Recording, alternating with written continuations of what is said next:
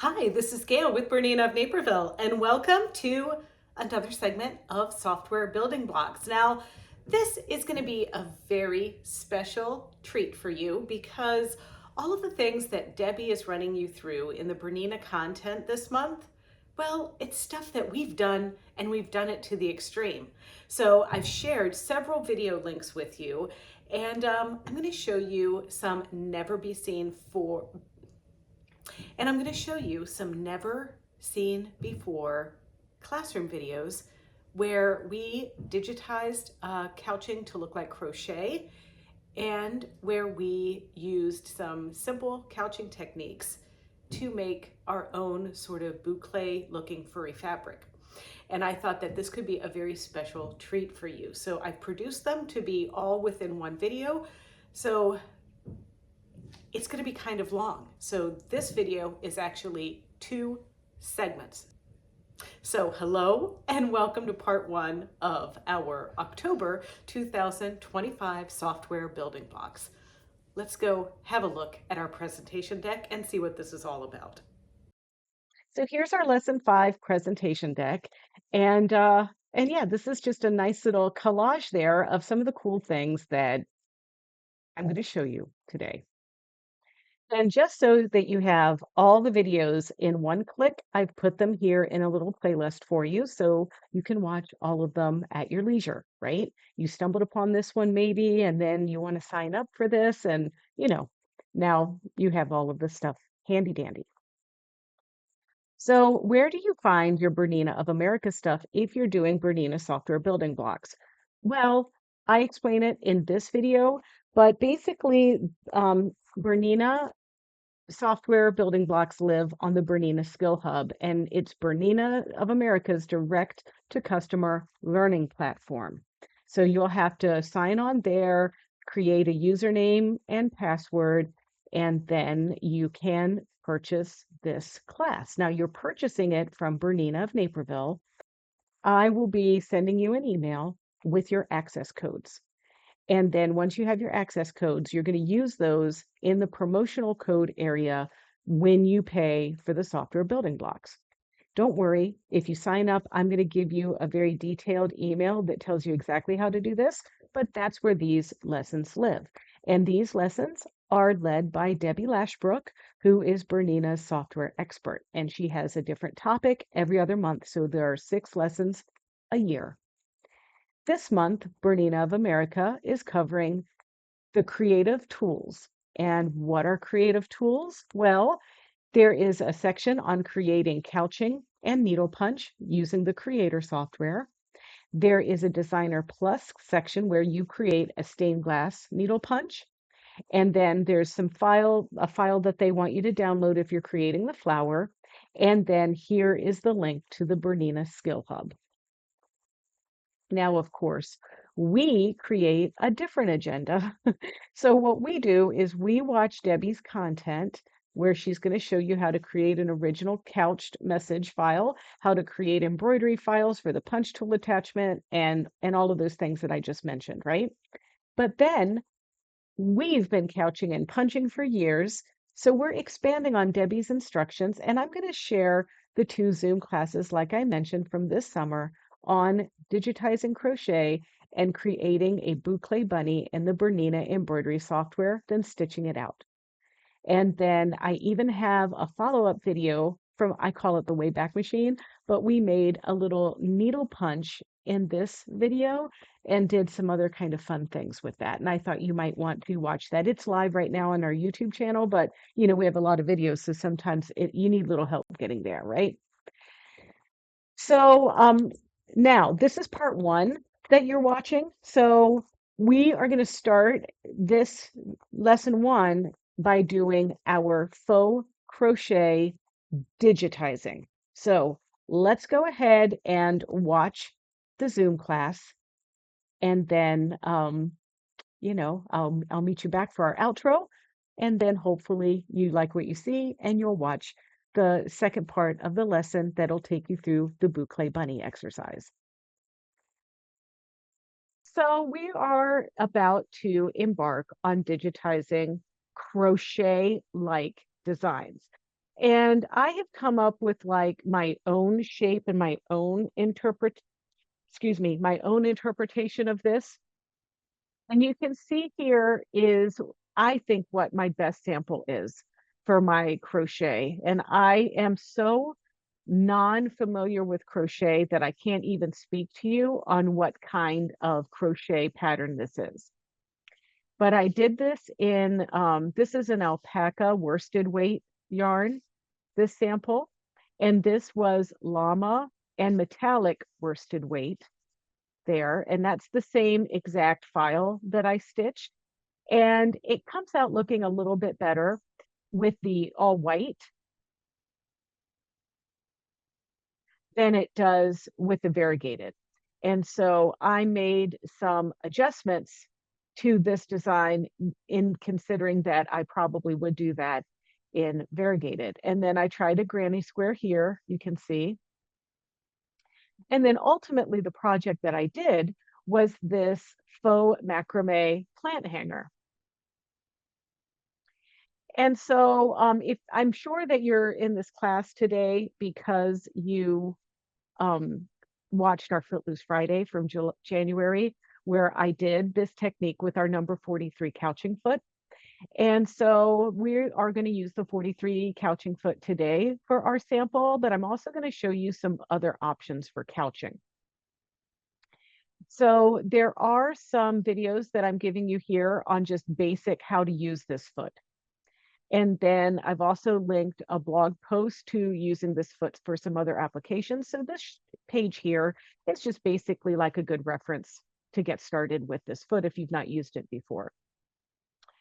And then our inspiration. So I have been playing around with some of Lead Studio designs. So I ordered 3 different designs from them, and I'm going to show you what those files look like before they're stitched. So you have a little bit of an idea. But they're based out of Seoul, Korea, and they have been developing crochet, hardanger, cross stitch, and handmade lace designs for embroidery machines for 10 years. So they are really going to be knowing a little bit better than me, who just started doing this technique, what might work or what might not work. I can just tell you the best practices, and I'll guide you through these in making them stitch out the best without jump stitches and a lot of unnecessary cutting and stitching out of order and things like that. But if you click on their logo here in your presentation deck, this will send you right to their website. So we are going to use a lot of digitizing tools. You can see here in this top corner, this is actually a little work in progress of something I'm making in the round. And then I have listed out the tools that I tend to be using most with this technique. So there's digitize an open object, digitize a closed object, copy and paste. We're going to really become very familiar with reshape, where we move nodes and we reorder start stop points. I am using a grid on my background because a lot of times these things are based on some sort of a grid. And so snap to grid is very helpful, and also snap to guides. Apply closest join is another one that's very helpful. That's a new tool in the Bernina version 9 software. And of course, mirror, arrange, particularly the aligned centers. There is a tool called slow restitch or slow redraw, and that's where we just press play on our embroidery design, and it simulates how the design is going to stitch out. And we're going to do that right click and drag to duplicate.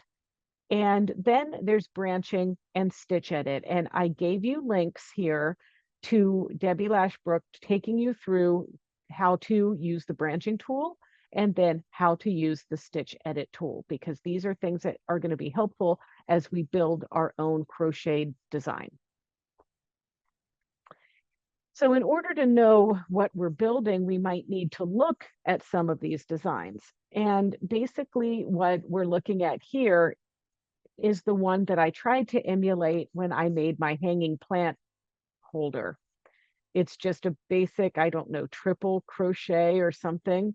But then there are some others, and I'm not saying I'm smart enough to do any of these. These are just maybe some designs that might inspire you when we're creating. I also think of this as faux macrame a little bit, and there are some macrame designs that could also lend themselves to look like they were embroidered. And so just a Google search will take you to some of these patterns. So why don't we get right into it for exercise 1? All right, so first things first. So most of our designs that I'm creating are done simply, uh, there it is, simply in one of the clamp hoops. So this is the small clamp hoop, but the medium clamp hoop works as well. You can use any of the hoops that you want, though. Keep that in mind. I just like these clamp hoops when I'm hooping only stabilizer. And I'm using the Aqua Mesh stabilizer. You can see that this is just one layer in here. So you're going to have that. Now, fair warning, we are using a foot.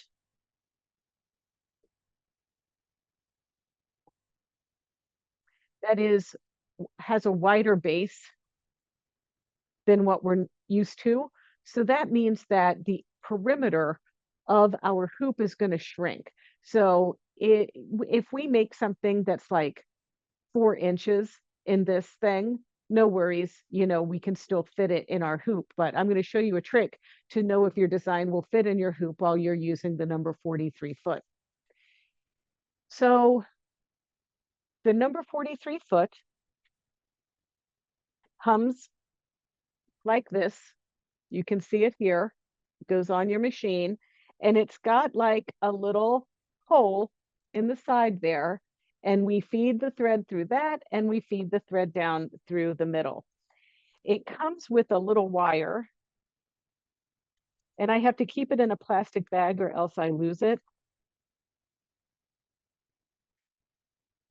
And it comes with a wire. I don't even know if you can see this on the video, but basically what you use is to thread the thread through this. But this is what I've got here for class is La Espiga nylon cord. And the La Espiga goes through this very easily. So I don't even need to use the threader. I can just kind of like wet the end of this a little bit with my saliva and put it through the guides. So we've got our foot, we've got our thread. I've got some wool worsted weight yarn. Got to figure out where on here. My camera is upside down, sorry. So this is just Donegal weight wool from for like an Irish fisherman sweater or something. It's about a worsted weight level of yarn for those of you that knit. And then I have another worsted weight here. And this is literally just felting yarn that I purchased that I would knit really big and then wash it and it would felt, but it will go through my foot nicely as well. So let's talk a little bit about what I'm going to be using today. I'm going to be using my white La Spiga thread for our examples, just because this is going to give us a little bit of a different look. And I think it's going to film better than the darker colors or some of my other yarns. But these things do not take very long to stitch out, so we'll probably do a couple stitch outs. Like I had mentioned, we're going to be stitching these on water soluble stabilizer. And what you're looking at here is one of those designs from Lead Studio. So this is how this stitches out. I thought it looks pretty good. Oh, so La Espiga, your thread or cording is actually a nylon cord, and this doesn't use the same measurement as gauge as yarn and things like that, but this is probably the equivalent of a number 3 pearl cotton. It's pretty thick, but it's the exact size of the hole on the number 43 free motion foot. The disadvantage of the La Spiga when we're really thinking about making the crochet aspect of it is that it's not very soft. It's not going to feel like a sweater. It's not going to feel like a crocheted blanket. It's going to feel a little bit like a doily or macrame. Here's another example that I stitched. And this one, in this situation over here, I haven't dissolved my water soluble stabilizer yet, but here I dissolved it. And this is just a different color, but it's still pretty cool. I was just really just experimenting last night with how some of these work. So aqua mesh looks like what's in my hand. This is aqua mesh. It kind of has a paper towel look to it. Badge Master is also water soluble, but it looks like vinyl. And the advantage of Badge Master is that it's really starchy when you go to dissolve something. So you use Badge Master in something like my bowl to make it stiff. Whereas we are only using aqua mesh in our machines because ultimately when we dissolve this, we don't want it to be heavy, sticky, or scratchy. But since Amy did mention it, if you have some thinner yarns, Bernina makes, and I'm just going to turn it this way for you. Bernina makes, come on, camera. Here we go. Bernina makes couch clip inserts to go in your number 72 ruler workfoot. And the couch clip inserts are for those fingering weight yarns and the sock weight yarns. And that would just allow you to be able to do this process with smaller threads. But I would say be kind to yourself first. So let's work with the 43 foot because that's the easiest one. Then you can kind of experiment with these. So I pretty much just gave you an overlook view of the supplies. So now we just need to know what we're going to do with these supplies. And also I want to, before we get started with the software demonstration, I also want to say that there are lots of ways that we can repeat a pattern in the software and build things and tools that'll help us. But I think to get started, we really need to understand just how to create the design without stopping and starting the thread. So a lot of this is going to be manually punched. Okay, so exercise number 1, we're going to call this simple mesh. And simple mesh is literally me clicking the path to make this grid. And we cannot use black work fills or lace work fills for this technique because of the nature of how those fill stitches stitch out. Because remember, when we have thread, sometimes it doesn't matter if it stitches on top a few times and then cuts the thread here and jumps over and cuts the thread and picks it up. But we can't really use that because we have this like thick yarn attached to our foot. So we're going to have to put on our continuous line quilting hats. And the nature of the cording does not allow us to jump from one section to the next easily. I mean, it will jump, but you'll have a loop there of heavy cord, and then the cord could get in the way of the other stitching, and then it causes the work to get stuck. Or if there's unnecessary cutting, then we're going to have to keep trimming the couch cord or yarn, and that could weaken the project. So we're going to be manually punching out the stitch pattern. So let's do that first. So let's get a new design. And let's pick the small hoop with a small clamp hoop. So I've got a B990, so I'm picking the Bernina small clamp hoop. And I've got foot number 43 selected. So do you see what I did there? I right-clicked on the hoop in the top of my software in order to select these. And I want to do the automatic centering. And then I want to say OK.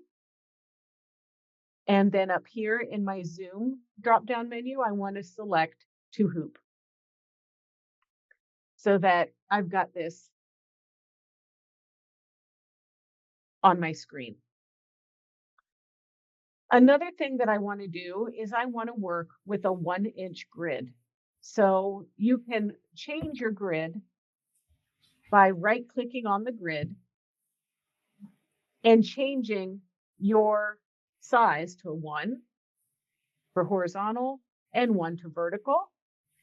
And I also want to make sure that my little box here is ticked that says snap to grid. And now you can see that my box has increased in size. That's 1 inches. If I think that 1 inches is a little bit too big, I can right click. And then if you're in metric system, no worries. You can go up here to the top middle part of your screen and choose metric if you're in metric and choose inch. I think this exercise is easier to work in inches. So I'm going to right click on my grid again, and I can make it a 1/2 inch instead. And if you're really trying to copy something that is crocheted, you might even have to measure the little stitches to see how big they are. Okay, so I am going to simply digitize with a open curve or open object, left clicks only. And because I have snap to grid engaged, I want you to notice that when my mouse is on the exact corner of something, both lines turn red like that. It might be hard to see for you at home, but snap to grid isn't going to miraculously make the line like snap to the grid. It just puts that red line when you are on the vertical line and the red line when you're on the horizontal line. And so when you blind it up on both, then you are clicking in just the right spot for that corner. So I'm going to start here and I'm going to do my first click. And I'm going to start by clicking my vertical lines.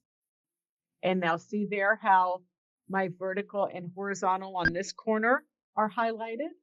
And now I'm going to go down to this one.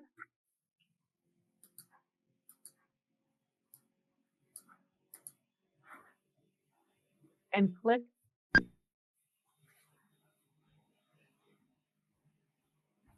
And then over to this one and click.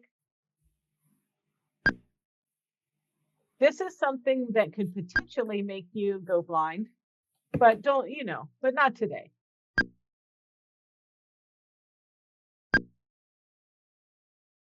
And if you have a mouse with a wheel on it, that will help you to zoom in so you can really see what you're doing.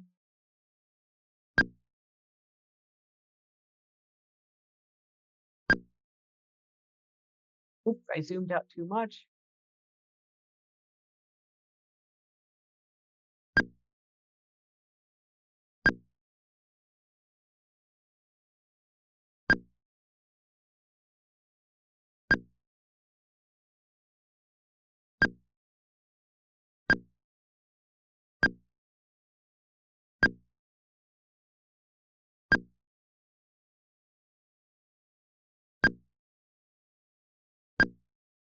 Okay. So now I want to stop. And I really wanted to stop here because now it's time to go crisscrossy. So I'm just going to hit backspace on the keyboard. That undoes a click. So I'm going to click here. And now I'm going to go over here to this one. And now we're just doing the same thing that we did this time, going back and forth horizontally.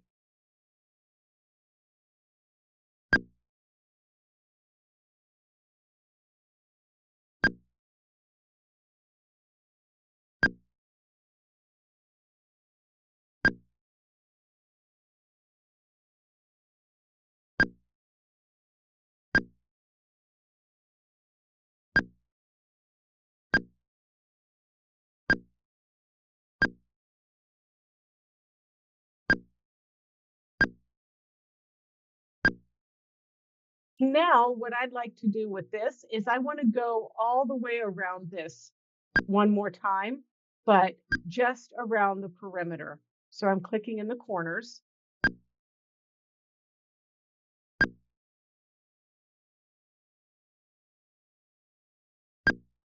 And then I hit enter on my keyboard to set it. Does that make sense to everyone? So now I have a grid, and now I can stitch this grid and see what it would turn out like with any kind of yarn with my free motion couching foot. Another thing that I want to show you, and this is, I have a love-hate relationship with this feature because it doesn't really allow me to do fancy things in this mode. But I have this selected, and if you look down here at the bottom of your screen, there's this little like red line, red dotted line, and red line. That's the couching feature. If we turn this on, it kind of thickens the line and kind of shows us the thickness of the yarn and how it looks together. It's simulating it just a little bit. But the disadvantage of this is that we can't see our needle penetration points with it. So I actually don't use this feature. I might click it at the very last, but I don't use it. And I got like a lot of comments about it when we uploaded our original video on it. It's a visual thing, but it hinders the details that you can do. My lesson, if when you follow along and you make your pieces at home, I want you to kind of stitch out one of these grids. And this will just give you practice using the cording and the embroidery module together. Then what you're going to do is you're going to revisit this file and we're going to make this. So this thing is something that's going to look more crocheted, and we are going to stitch this out today. So make a note that you are not going to keep your designs with that automatic couch look to them. You're going to remove that feature, which is that icon once again. And now for exercise 2, sorry, I have to get back here again. Create 4 to 5 lines. And then we're going to this is so simple. Okay, so let's go over and we're going to build this design on the grid that you just saw me make. Okay, so I'm going to zoom in to any point here like this. And once again, I use the wheel of my mouse. And I'm going to deselect my work by selecting away.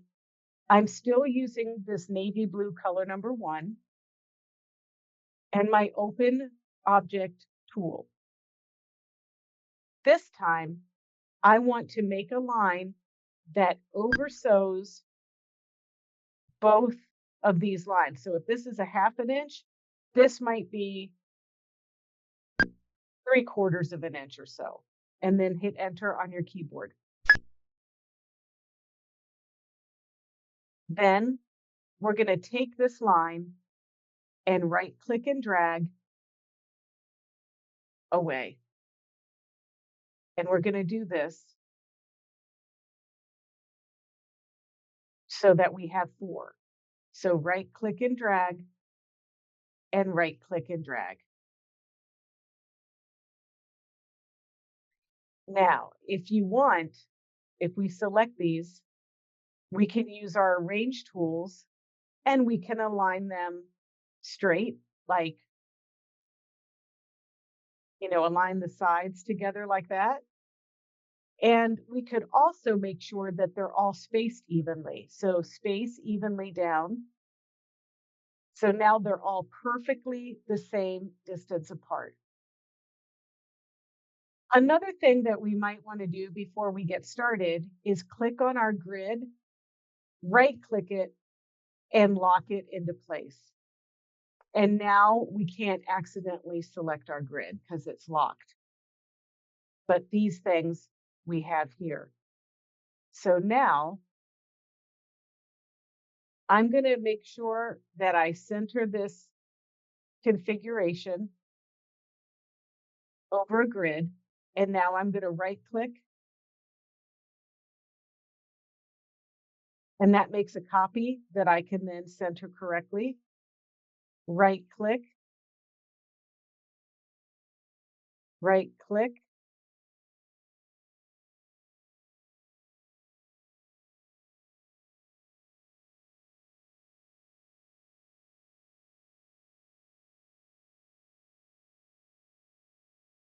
and you have to make sure if you accidentally deselect that you have all 4 selected as you move it into position.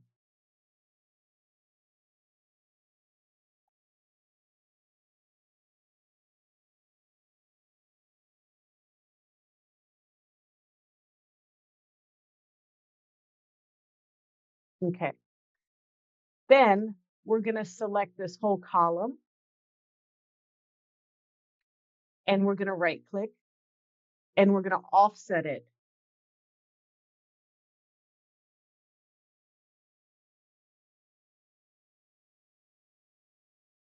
And you can use the arrows on your keyboard.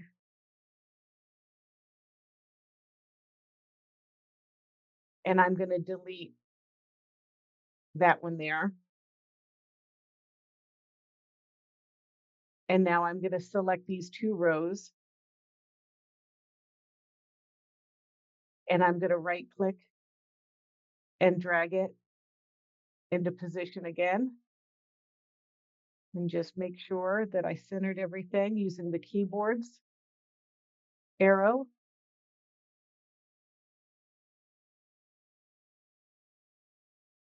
And then another thing you want to make sure is that you're overlapping them. Oops. Select these again. Oops.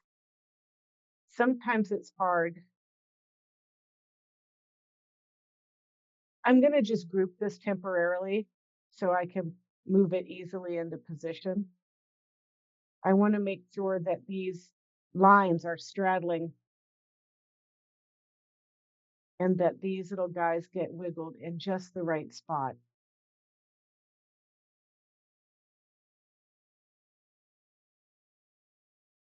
Okay, perfect. Now I want to ungroup this, so I do Control U to ungroup, but I want to select it again. Oh, shoot. This is becoming hard. Okay. Okay, here's my better plan. I'm going to select this. I'm going to group it, Control G, and I'm going to right click and drag. But then at the end, I want to make sure everything on this is ungrouped.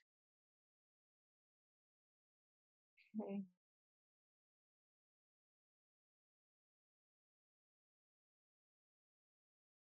And remember, to make the copy, I'm right clicking and dragging.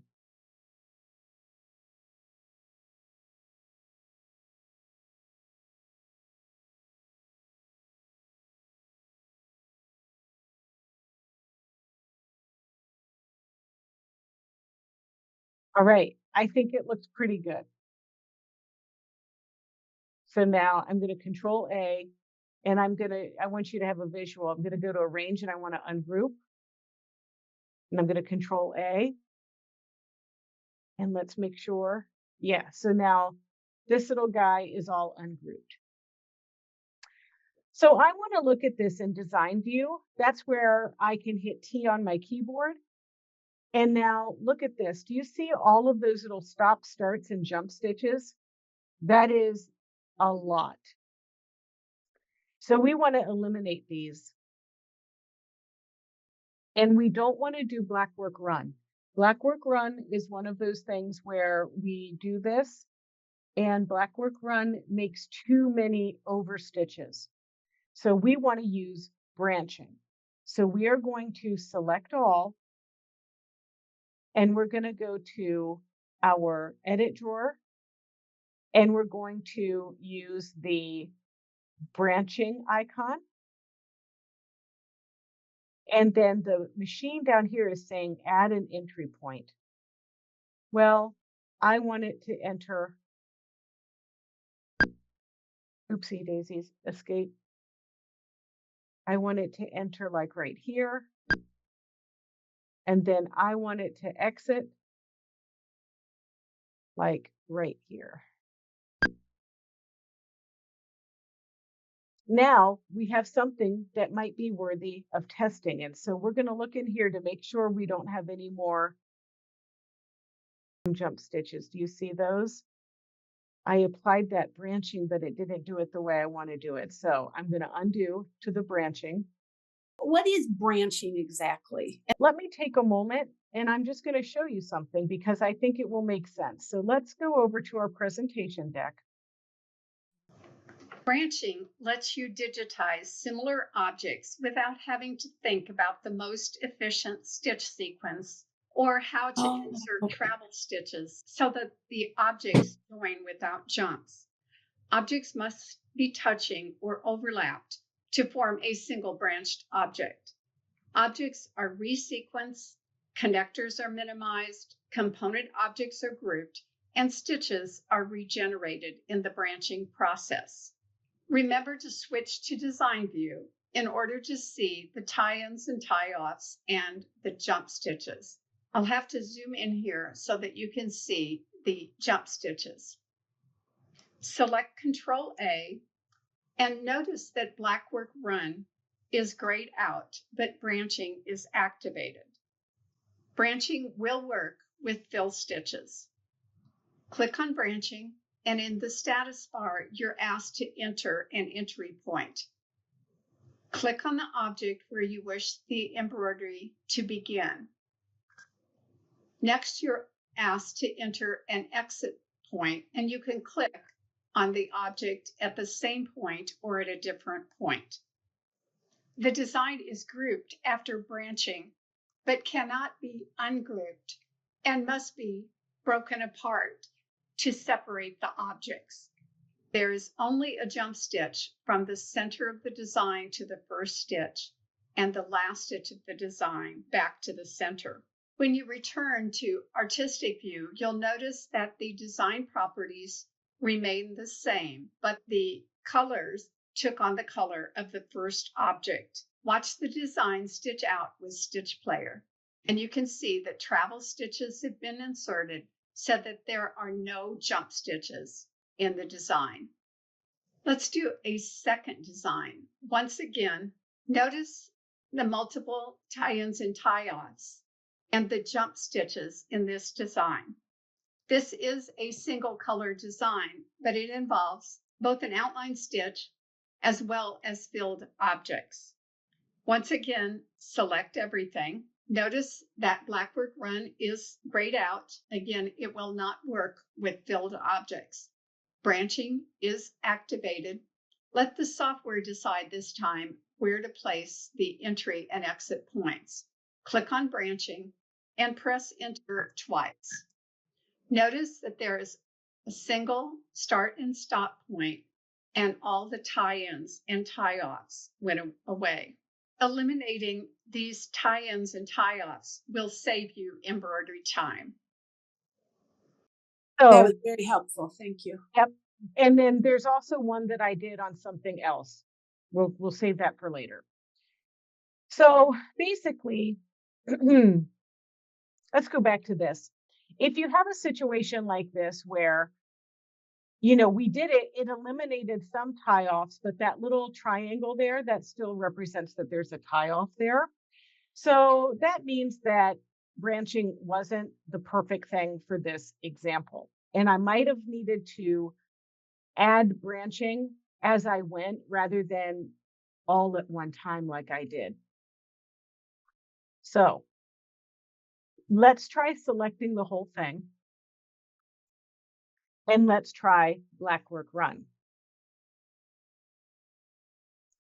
And I'm going to do the thing where we start it here.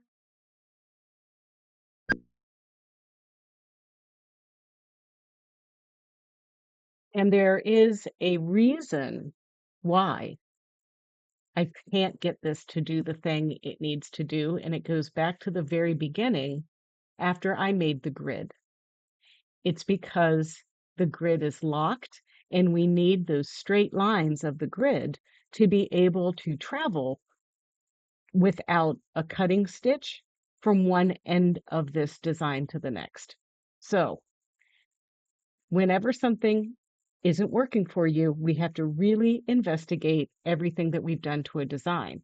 And I I myself get pulled into this trap where I locked something and didn't realize I did.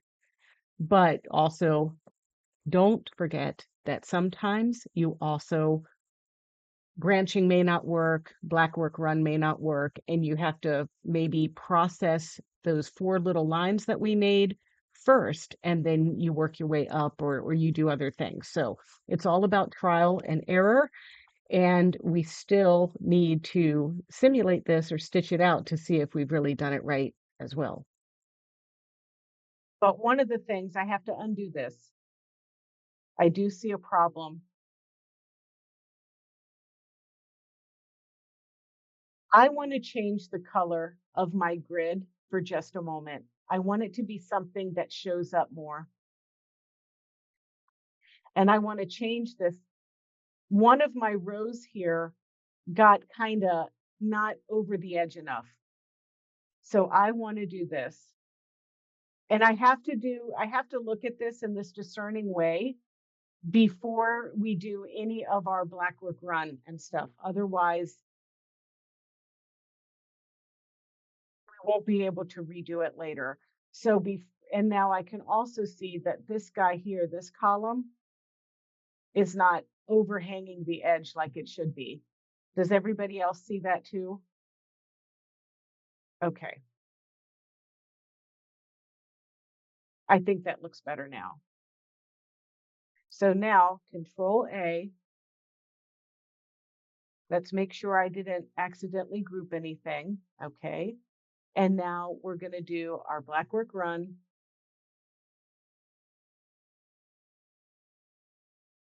Hang on. No, we're not. We have to change our grid back to black or that navy color. There we go. Now we can Control A and select black work run.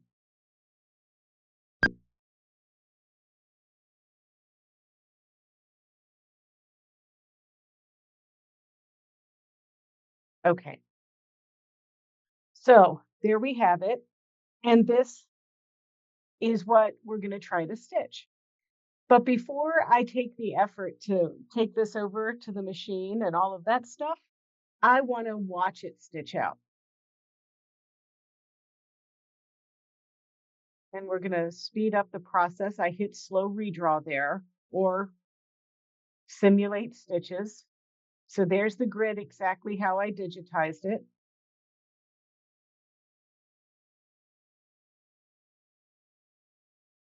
And now see how it's traveling in the path of least resistance there without jump stitches?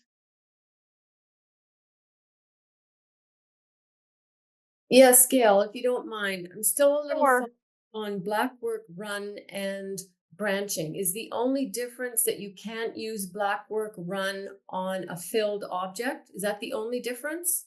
Black work run doesn't allow you to enter an exit point. So for instance, when I use black work run, I only hit one entry point. So that means that you don't have as much control over the path. So let's undo the black work run.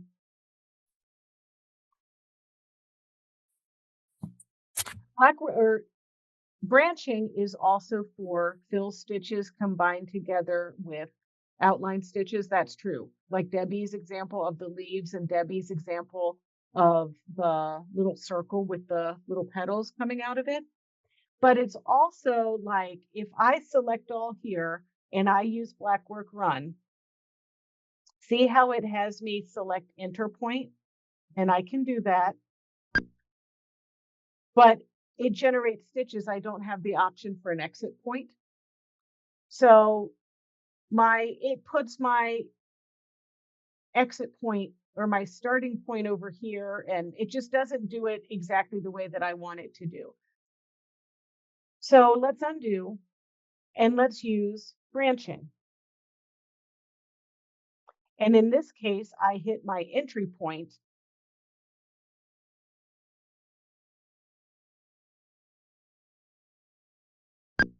There. And now down over here, it tells me to enter an exit point, and I want my exit point to be up here. This would be important if I were trying to crochet some blocks and then multiple hoop them together to make bigger blocks. So in this case, I have a little bit more control over where I'm entering and I'm exiting the block. Okay. And we can stitch this. Oh, that's way fast.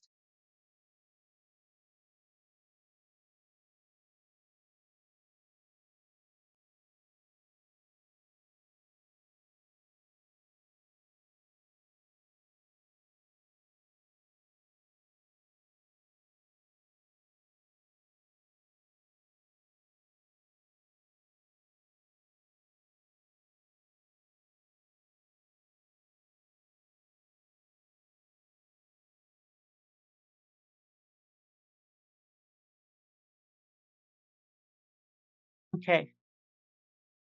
And now it's going around my design. So shall we see how this stitches out for real? Okay. So I'm going to send this to my stick. So I'm going to select my write to card machine. I have a USB stick inserted in my machine. And now I'm going to take this over.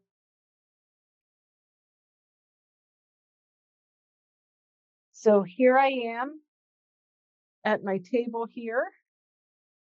And I'm going to gently bring these over to my machine.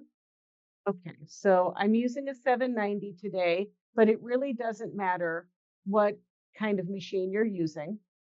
To remember to tell the machine that you're going to be using number 43 like I have here, and that I've got my straight stitch needle plate in. And I have not attached the hoop yet, because remember, we have to get things squared away before we attach a hoop. And then I'm going to insert my USB stick, and then I'm going to pick from my USB stick my design. And it shows up here on the screen. And now I'm ready to stitch it out. And my machine is threaded with white or creamy Ceracore thread. And Ceracore thread is what we use in the serger typically, but I found that it works really well for this project. All right. If we look over here to the left of our machine, you see that I have like this telescopic thread stand. Well, that's because I am going to put my La Espiga thread on it just like that. And I'm going to let it hang down. Let's zoom out a little bit. So it's just hanging out here like this. Okay. And then I'm going to put my foot on the machine.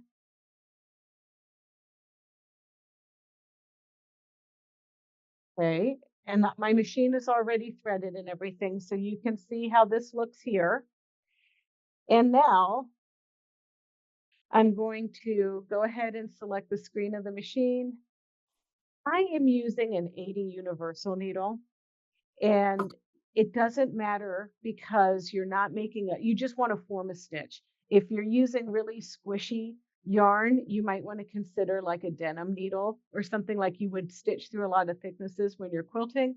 But apart from that, today for this, I'm just using a size 80 universal. And if I'm finding that it's splitting my thread a lot or it's just not doing the job, I might change to a microtex needle.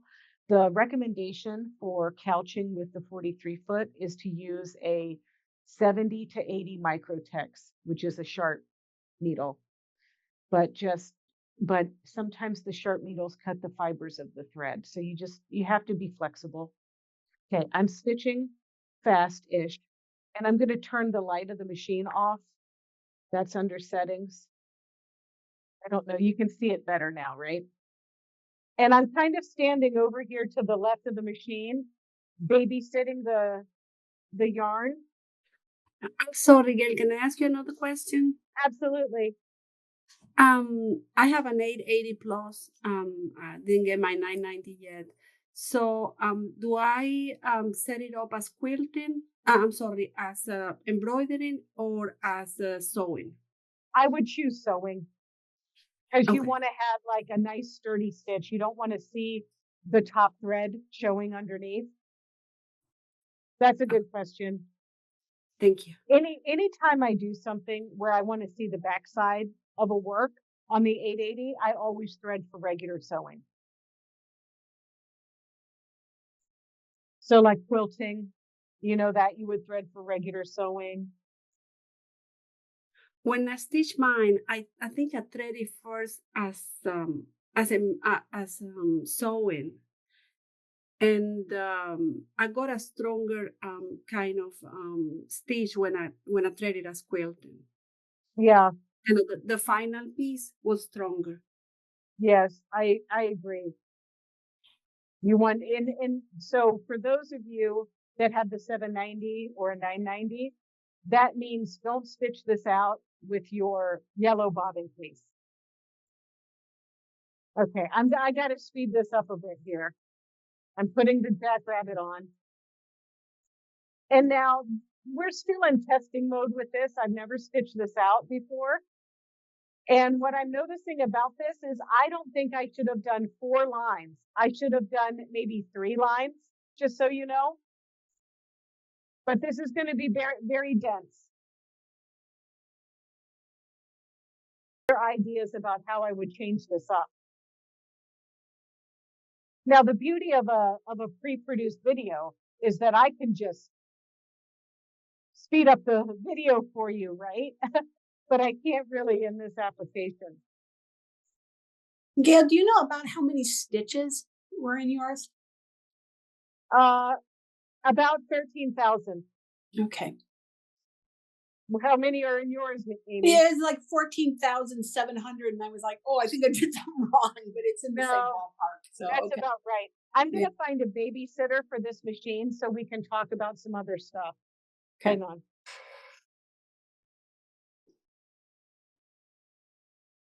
I mean, this doesn't look bad. I just would like more gaps. But it would depend on what you want to use it for. Truth. You know, if I'm making a trivet, this is perfect. Yeah, exactly.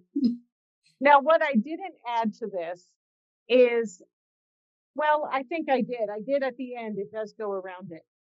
I just need you to make sure this always has some slack.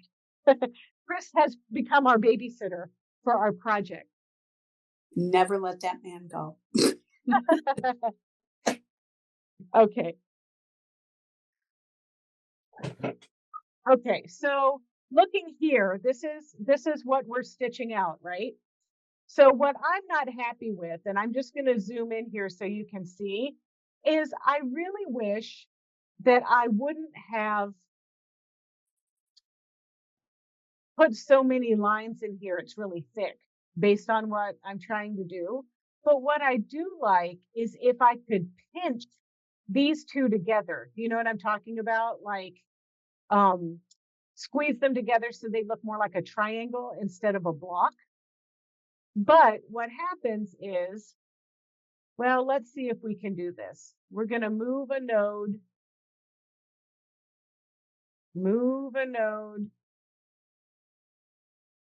and move a node. I think that looks better. Now, the problem is you might say, Gail, that is a lot of work because you have made a very big thing. Couldn't you have made these stitches closer together from the start? And yes, so in this case, I would redigitize this. Otherwise, I'm going to be moving all of these guys.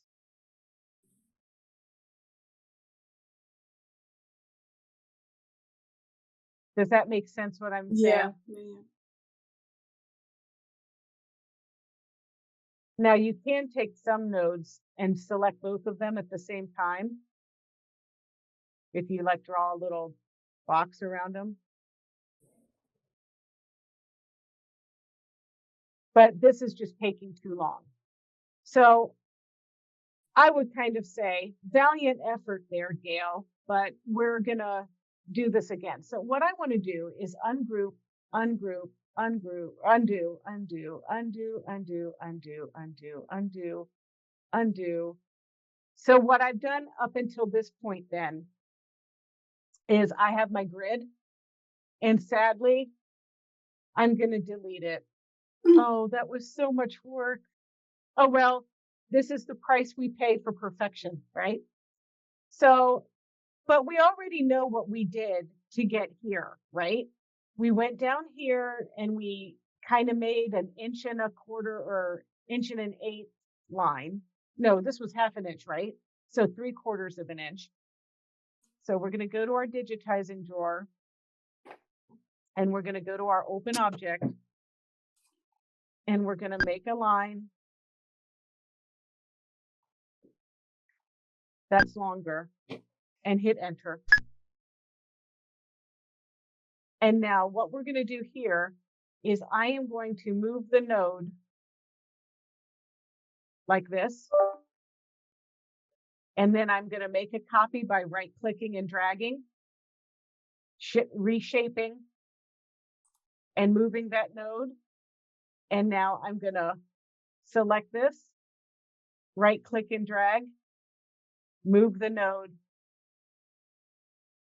straight. I don't know. I don't want that many lines. So actually, let's move this one further away like so. And then select this and make a copy.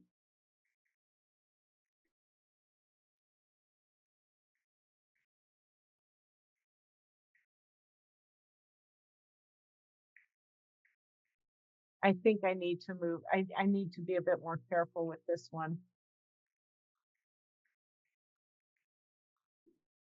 And I'm using arrows on my keyboard to kind of tweak it a little bit.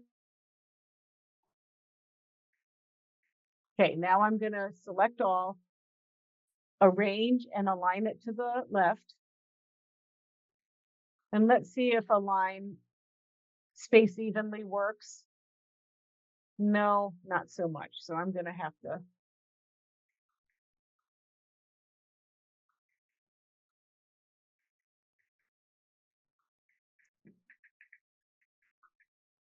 It's not quite even. So this just requires a little bit more tweaking, but I'm kind of happy with that. So now I'm going to take this piece and I'm going to place it right there.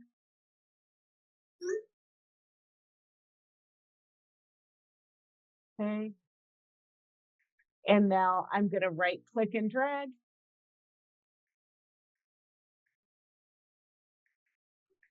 Right click and drag.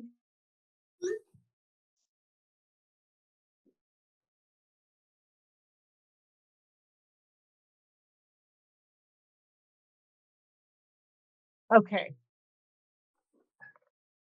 Looks a little bit different, but more like crochet, right? Mm-hmm. So now I'm going to right click and drag this over here on this spot like this. Now, this is missing something, isn't it? See how this one has the line of the grid down the middle?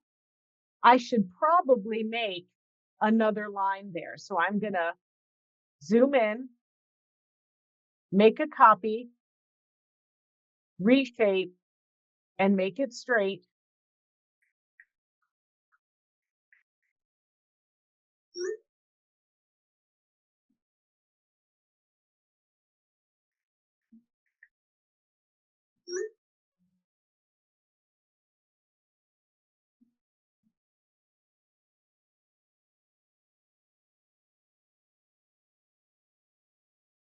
Okay. So now this is what we're making going down this way. So I'm going to select all of this. Better do it when I'm not in reshape. Is it done, Chris? Okay. Thank you, sir. I'll call you back if we stitch something else out. Okay. So now I'm just moving these guys in between.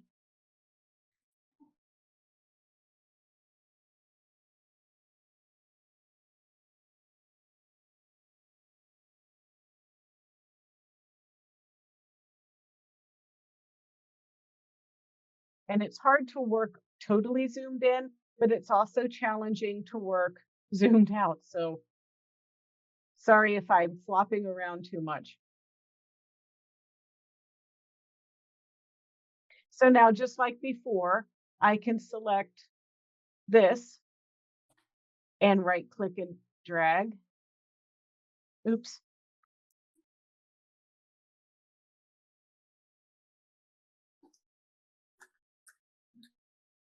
You always have to start on that grid. Like the grid is the base. You need that for the support. Is that? Yeah, it'll come apart otherwise. That's the thing. That's the glue that's holding all this stuff together. Yeah, that makes sense. And I'm going to show you some other digitized designs so that it'll hopefully make a little bit more sense. Okay. And then the thing of it is, I've kind of got this. Ooh, see how there? I think this guy needs to come. Oh, dear God. This needs to come down a little bit. Like sometimes I don't get them so perfect. And so if you can notice that I grouped these so that I could move them around more easily, but you can't do black work or branching on something if you have something grouped. So you want to make sure, that's why I'm making sure at the end that I'm ungrouping.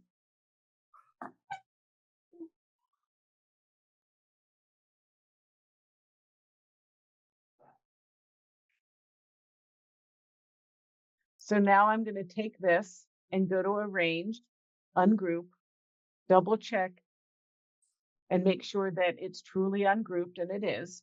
So now I'm going to change my first color to blue.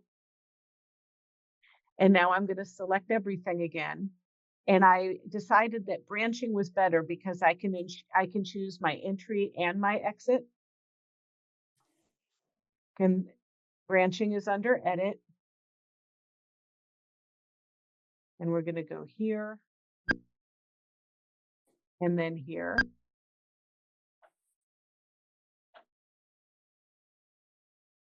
And when we click on this, we should see no jump stitches, which I don't. Okay, so this is a better one. So I'm going to grab my USB stick. I had to wait a second for it to recognize the USB stick. Okay. All right. Look at that. I don't think it's that bad. Let me go ahead and just cut it out of this. I'm also very easy to please, everyone. This would be great for macrame.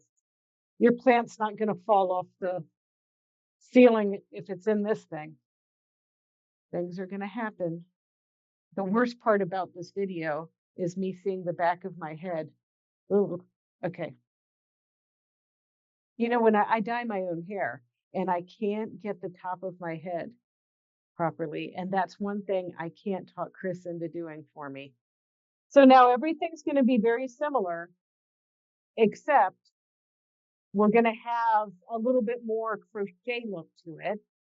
And so just to give you an idea now, Amy, if we were stitching this on your 990 at this 14,000 stitches, we'd be done in like 9 minutes. My 790 Pro is going to take 12 minutes. And that's with Jackrabbit speed. Let's have a look at the design that I created for that video, that teaser. Okay. So this is what the design looks like that I created for our Footloose Friday. And this is made up of a base that isn't a grid. It's just going back and forth. And then I created another level for more stability. Then I created this little element here like this. And this is 1, 2, 3, 4, 5, 6, 7, 8. I call them chicken feet. And then I had an outline design. The thing about this is how I kind of approached this with this particular design is I went to, I'm going to open this element. I kind of created different little elements. And if we take one of these, for instance, you can see that this one starts and ends here. And this one starts and ends in this direction. This one starts and ends here, but does not have a tail. This one starts and ends here, but has a tail on this side, and this one has no tail. So I started building out of these, but the thing that I really made was this guy here, and then just needed these different elements to build out my design. Does that make sense? And so let's just say I digitize this, and this starts here. So then I would take one of these pieces and find the one. This starts and ends here.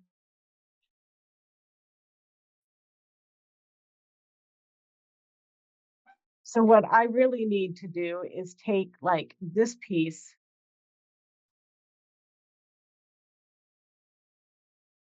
and even take this guy off, then pair it with this guy.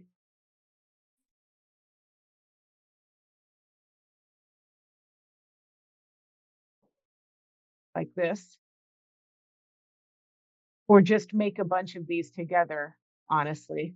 So like, let's undo that. So this one, for instance, we would right click and drag, and I kind of have them offset a little bit because this was meant to be using yarn. So I wanted to have things offset by just a little bit so that the yarn would catch in multiple different spots.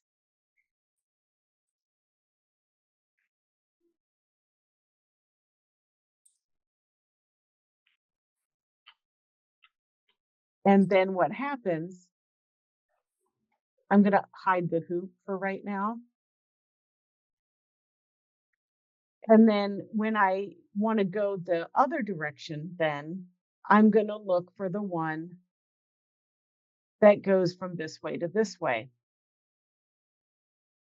So let me take this, and I'm going to copy this, and I'm going to pick a new design.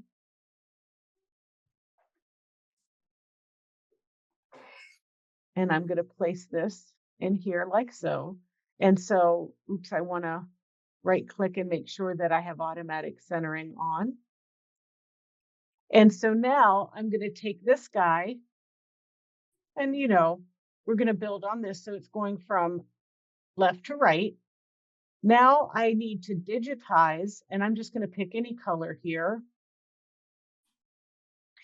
I need a line that's going to go from where this ends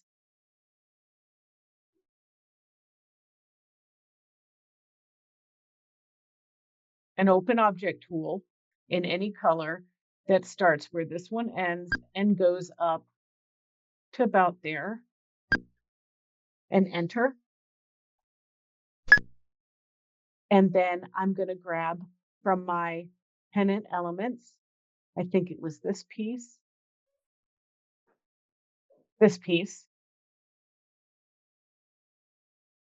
So I'm going to copy and paste it. We're going to bring it down here.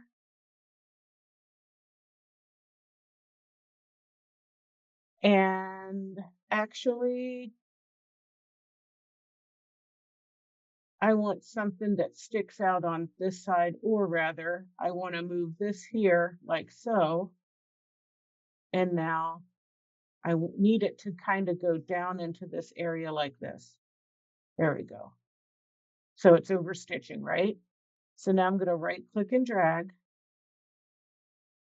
And now I can go over to this section and move my little guy down a bit and touch this guy and move this guy in.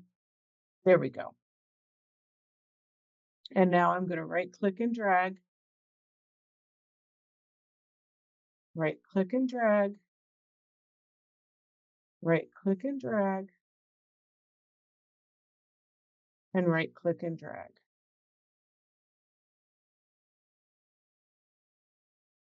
Okay.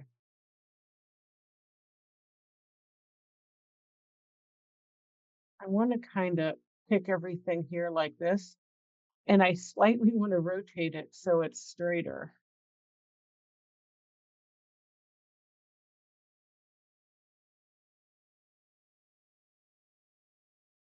Okay, that looks okay. And now we're going to go over to this side, and it ends here. So we're going to go up with another one of those chips. So we're going to use our open curved object, and I want to click and go up like this and hit enter. And now let's view everything or zoom out. And now I'm going to click all of these.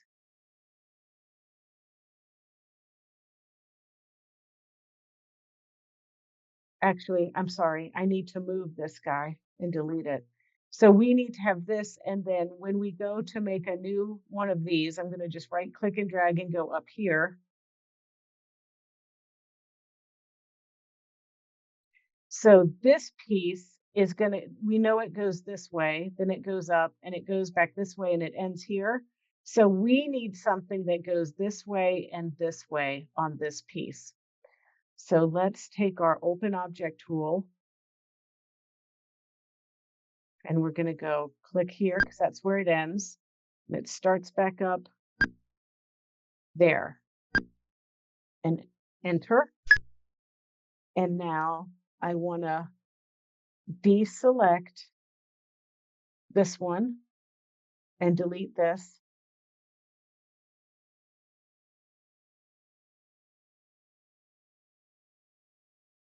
Okay, so now I'm going to change this to that color and this one to that color for now. And I'm going to take this and select it and right click and drag.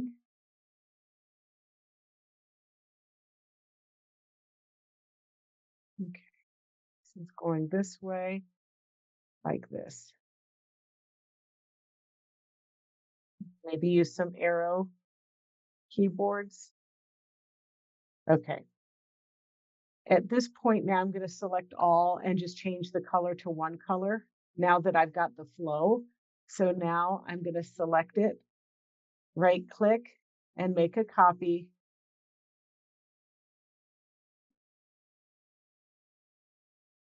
Oops.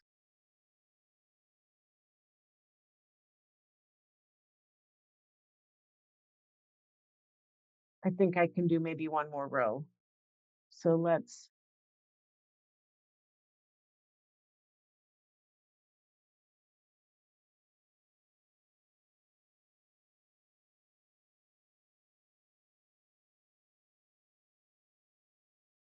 and now we have to overlap that other line just a little bit.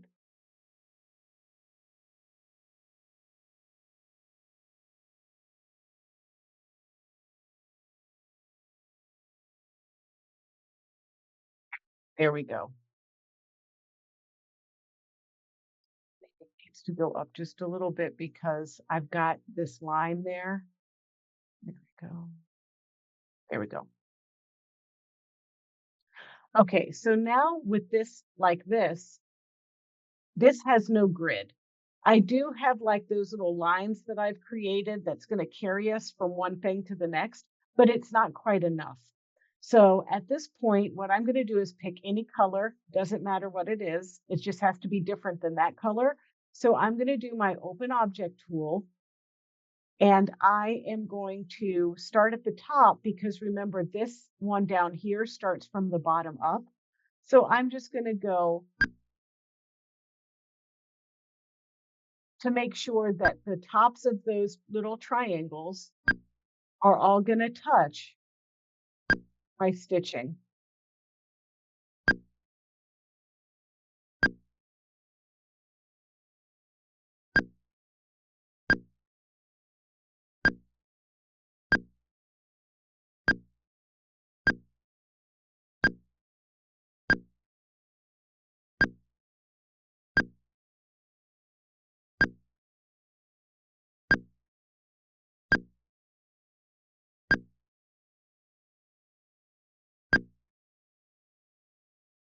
And then we're going to go over here. Let's back up a little bit. I want to make sure we have something to stitch on down here. And then we're going to go back up here to the top and hit enter. And then I'm going to take this design and make a copy and paste it, change the color, and then mirror this one. And now these two, I'm going to select both by holding down Control on my keyboard. We're going to move those to the top of the design. So now that creates my grid based on what I stitched.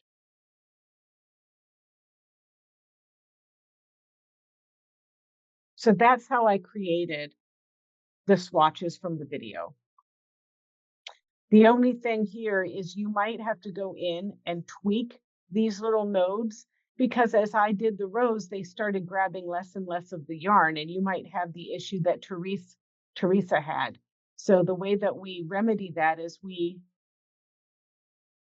select on one of these, we do the nodes, and look at this. I can grab all of my nodes at the same time and just move them down with my arrow, and that elongates them. And then you do the same thing for the next row. So you don't have to move those individually.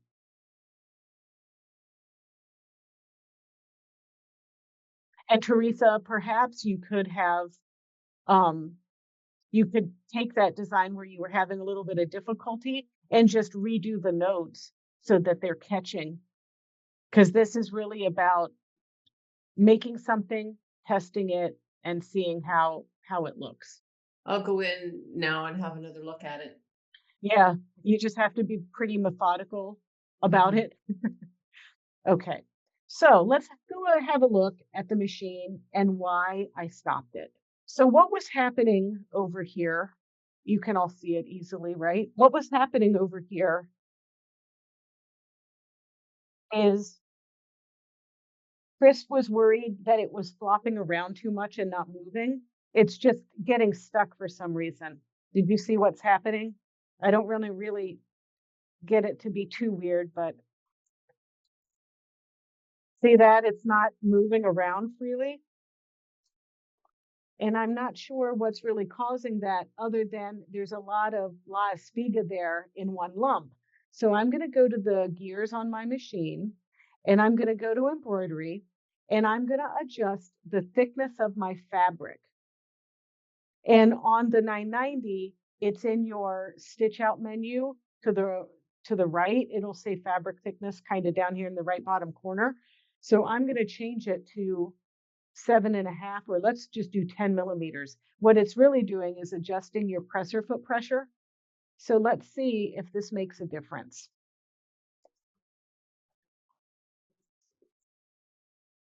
Oh my goodness, do you see that?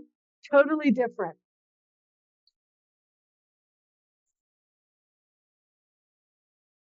It's still not, oh no, it's still not perfect. Holy Moses. Well, you know what? Some projects are not meant to be finished here. So let's pull this out.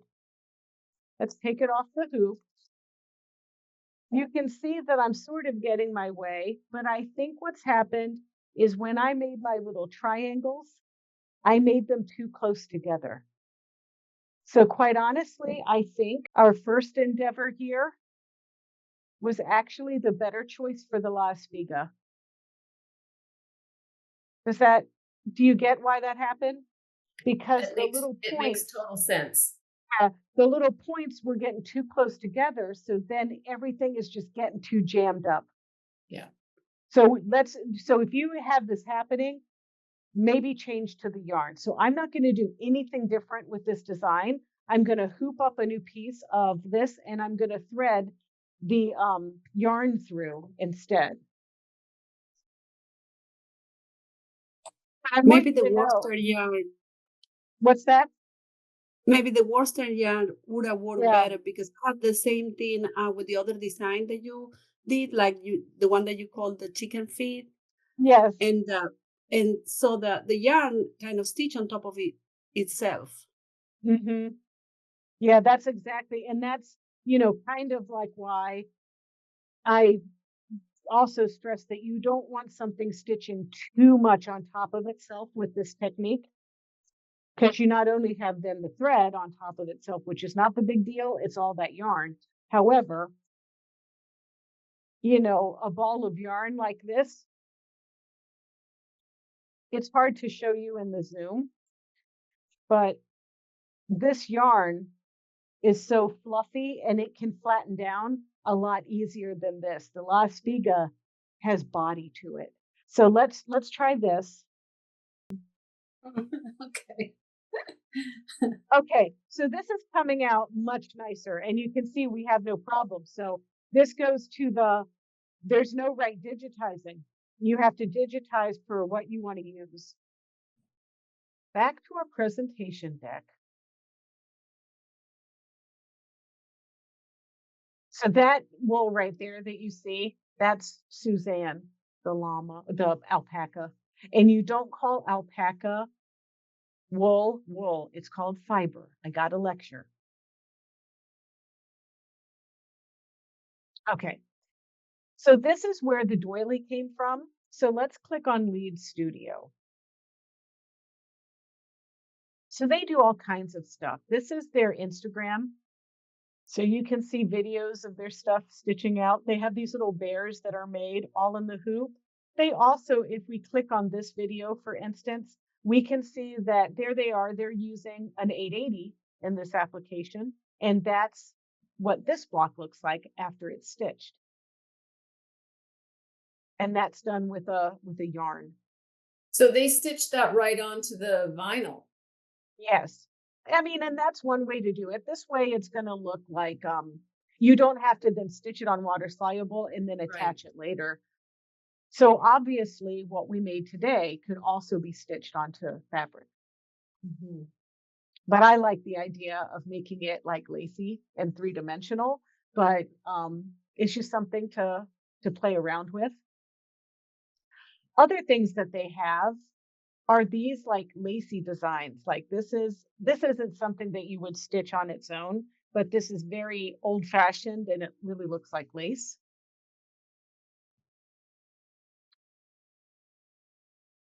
But they do other stuff that's more, a lot of cross stitch stuff. These little quilted houses are cute. These lace trims are really cute. That is done on water soluble. They're little bracelets. So if we look at their website, you can see that it's very simple website. I had to agree to their terms in Korean. I had no idea what it says, so I'm sure I have to go move over there and work for them for 5 years. We'll see. But yeah, so this freestanding lace is not like stuff that we are used to seeing. It looks more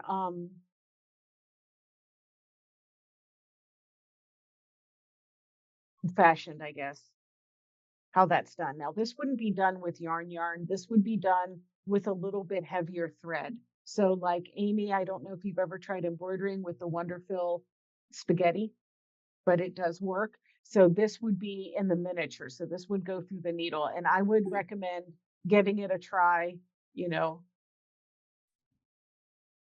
I usually follow their Instagram to see how they're stitching it out.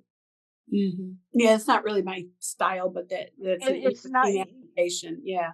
Yeah. And then we've got the little bears. I think the bears are stitched. They're couched as well. But the way that it's done is that it's covering a fabric with boucle yarn couched. So then it looks like it's a furry bear. So Mm-hmm. that's pretty cool. So I think they have lots of really out of the box ideas as far as this goes. Yeah. So some of the ones that I have purchased is this one. So that really looks like the granny squares. Yeah. So, and this is changing color and everything. And I think with this one, You can do this either way. You can stitch this on bag fabric, or you can stitch it on its own. It does not pull apart if you stitch this on its own. And so I have them in my software here. Let's see here. Oh, sorry, I put it in a different thing. Well, it's Granny Squares. That wasn't my granny. That was my granny squares. I was not happy with those. I have it under their company. I have to put things I buy separate from things I do because I live in fear that I'm going to accidentally give somebody the wrong thing. Yeah. Here we go. So let's look at this one. This is the granny square. But you know what? I did my designs before I saw what theirs look like. So I'm happy that they've made chicken feet. So I was kind of on the right track with that, right? And so if we look at how this one stitches out, it starts in the middle and then it works out. And so of course, every time a new color shows, your machine's going to stop down and you're going to rethread that 43 foot with the new color of yarn. And what you can notice with their stitching is they're just doing the line before the chicken feet go on top of it. The line goes like a few bits. Okay, so like their grid is at the same time as or it's, kind of in conjunction with making the chicken feet. Correct. As opposed to doing it first. Okay, interesting. I'm not saying there's a right way or a wrong way to that, but it's probably more efficient for stopping and starting and things like that. I can slow this down just a little bit. Yeah, so then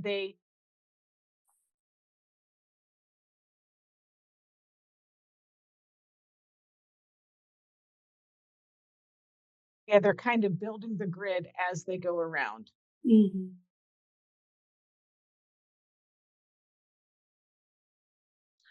A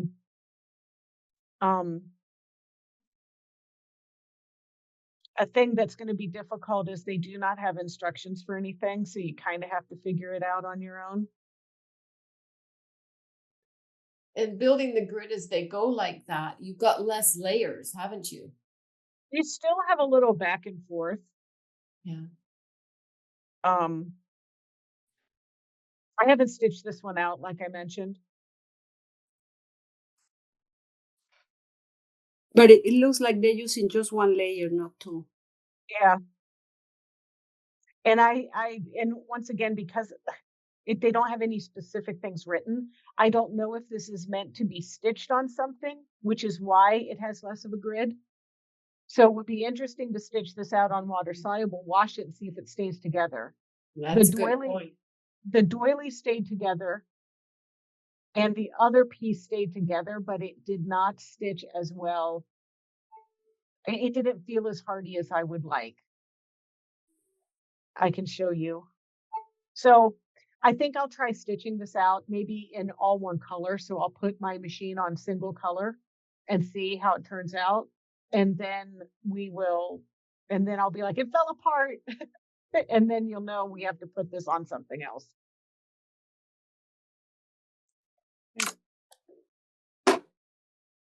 Does anybody have any other questions? No, I'm excited to play around with this. So. Yeah, that was great. Yeah. I mean, I think the basic thing is the thing that I have to always tell myself is just start simple and build up. If you're going to add a couple elements, another thing is if you're trying to make a shape, like my shape here, I did everything like you saw me make. But then what happened when I got to an area like this, I just deleted those nodes by kind of lassoing the nodes and pressing delete on the keyboard so that I didn't stitch things I didn't need to stitch. So like to make that a little bit clearer, if I had something sticking out here like that, I'd lasso them and delete them.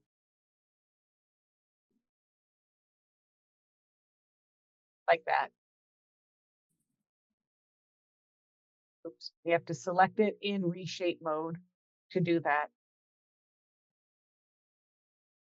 And then, of course, if it was another shape, sometimes you'd have to add a node so that you can chop the top off. So, for instance, let me just draw a fake line here. So that blue line is fake, right? But let's say I wanted to delete the nodes, but keep these little guys. I'd zoom in and I would add a node right along the line like that. Oh, But I then see. I'd, Okay. yeah, but then I'd have to delete that, and you just have to kind of work with it until, like in this case, I have to add a node to make it go back on top of itself like that.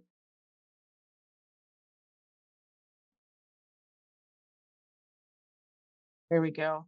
So I had to like do a lot of playtime with that topiary piece. But then we do the same thing. We'd select this one, we do the same thing with this. So that takes a little bit of work.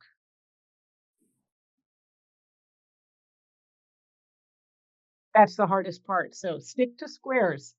Yeah. Work your way up, right? It's also maybe easier when if you are doing like a pointy thing, like this guy here, is you do as much of the square as possible, then you start building manually again, because sometimes deleting the nodes can be difficult. But yeah, so this is a fun project. I want to try to do some other stuff. There is a let's go back over to the drawing board. I'll stop my share here. So this guy we know came out okay. This has been washed with detergent, with the whole bit. It's a doily. It's perfectly fine trivet. I approve. This, I haven't washed it yet. I don't know. This is one of those that I think leads is actually stitching onto fabric. So this might be something to be determined, but I like the way it came out like that. It's a pretty design. Yeah. And I think I will try doing this on velvet and stuff. I think that could be a Ooh, nice yeah. contrast. Okay. So that's that. Then this is something I did a while back. And this is actually, I colored this pattern um, with couching and punch tool. Do you guys know what the punch tool I is? love my punch tool. Yes. I have it, but I've never used it. Oh, you got to use it. I think we need a tutorial. So you can do the punch tool manually, as you know, but you can also use it in your embroidery. So I did this hand guided because this was a Bernina club where we use, more of a hand guided things. But some of the leaves I used the 43 foot and just colored in the outline, and then in here some of the leaves and what have you. But then there was yarn that I actually used the punch tool. No, I didn't. I'm a liar. I used couching feet for all of those. Sorry. My brain hurts. Okay. But this is something you could try to do in the software as well. Why not think about using couching as a way to put thread down on the fabric to make an embroidery? Then this is something I did not make this. I had somebody who worked here and she just about cried every day that I made her work on this project. Oh, let me turn it right side up. So this is another thing that's hand guided, but this would be so awesome done in the machine where we can make perfect little circles. This is actually yarn that was formed in a perfect circle with patience and the punch tool. The punch tool created the clouds. Then the whale tail here was free motion with the couching foot. And then this was all roving yarn that was punched with the punch tool. But this wasn't an embroidery, this was manually done. And this is Essex linen background that has been stabilized with a fusible woven. And then it's made like a tapestry. but using the same kind of, um, I just love it. To me, it's kind of botanical looking. And then finally, I've got this dude here. Oh, yeah, that's the one that taught me how to use your video on that one. Okay, so yeah, there is a video on this. Yeah. And I can't remember. I can send you the link to it, but basically there's a couple different levels happening here. So the background is a wool, it's not really wool. It's a felt, but it's a apparel weight for like a coat, but it's not really wool. And it's only the best yarn that Michaels has available on clearance that I spread apart to use it like roving. And then I just punched this stuff using the embroidery module. Yeah. Then I trimmed them so that they would be even and pretty. And then we appliqued them down onto this fabric. But first, I think I used water-soluble stabilizer, and I added the gnome, and this is an embroidery design. So this was done with stitching, like a traditional embroidery design, but it kind of stitches on and off this stuff. Oh, I know, I have this glued onto the back. That's why. Okay. All right. And then I stopped down in the middle of the embroidery and added the beard with the punch tool. And then after the beard was on, then I added his little corncob pipe and his marijuana hat. Those are pot leaves there because he's smoking. Get it? Yeah. Gotta add a little touch of sarcasm every once in a while. But Yeah, that was a really good video on how to use both the embroidery and the free motion for the punch tool. Yeah. I do have to say that was a good one. That was back when I had more time on my hands, Amy. Well, it was, again, it's one of your master classes, so. All right. But yeah, so lots of stuff. And, I don't really think of myself as somebody who uses a lot of mixed media personally, but it's available to you. You just have to kind of think about how you would do it. And all right, thank you so much for watching, and I hope that you'll check out part 2 over on our BERNINA of Naperville YouTube channel. It lives there with lots of other tutorials, and it's easy to find. It's youtube.com/BERNINA of Naperville, where you can like, comment, and subscribe. See ya.